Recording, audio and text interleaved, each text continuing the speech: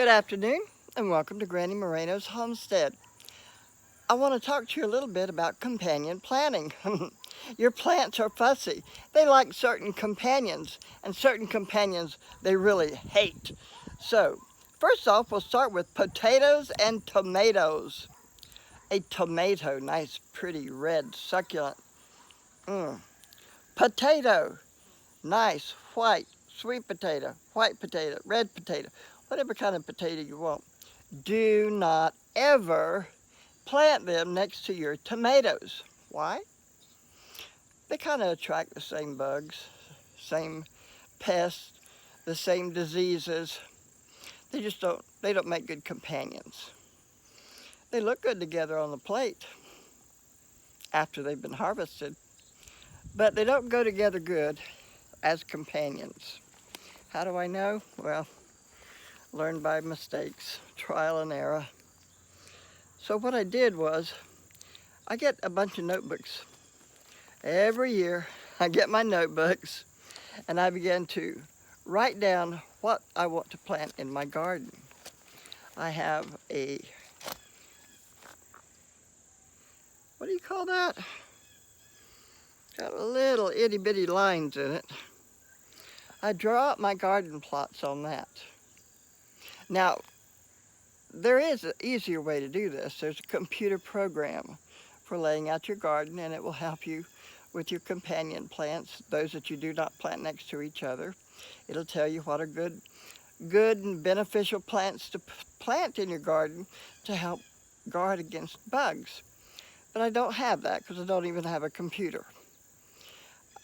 So I do Google, Farmer's Almanac, experience, and reading of what others have done that has worked. And I found out that tomatoes and potatoes are not going to work together. You know, it's like two drug addicts, you know? What are two drug addicts going to do? They look different, but their main thing is to find more drugs.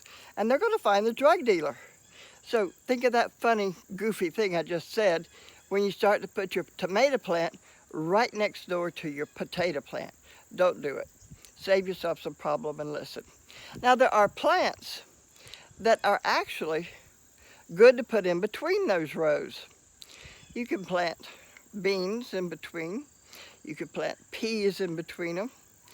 They're good companions for most anything.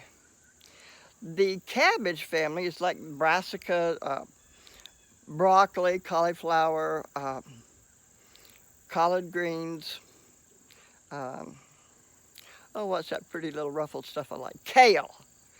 All of that stuff can go in between, but the cabbage family stays more to the potato family and not the green, tomatoes. Getting mixed up here. Draw out your garden plot for every year, every season, and you know what you got there. Now, if you're planting in raised beds, then if you've got a raised bed with soil that's contained in it, and 4 feet away you start your next raised bed, then of course then you can put potatoes in one raised bed and the tomatoes in the other. But in between you need some pots of herbs and flowers that will bring beneficial insects to you. The beneficial insects are the ones that eat the bad bugs. I guess I'm making this kind of sound complicated, but it's really not. Just Google companion plants for your garden and then write it down. Write down if you want green beans, write down what do I plant them next to.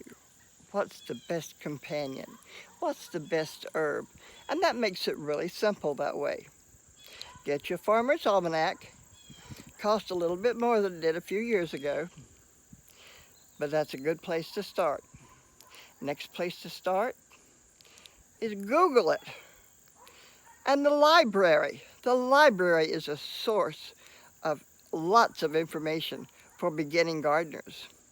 Check it out. Don't be afraid to garden. Get busy. Plan your garden. And this year, when there's snow on the ground and you're inside because it's too cold to be outside, begin to plan your garden for the spring. You have a wonderful day. I hope this has helped. Hope it's clearer than mud. And this is Granny Moreno signing off. If you enjoyed this, give me a thumbs up. If you want to learn more, please subscribe to my channel, and we'll talk to you later. Have a great day.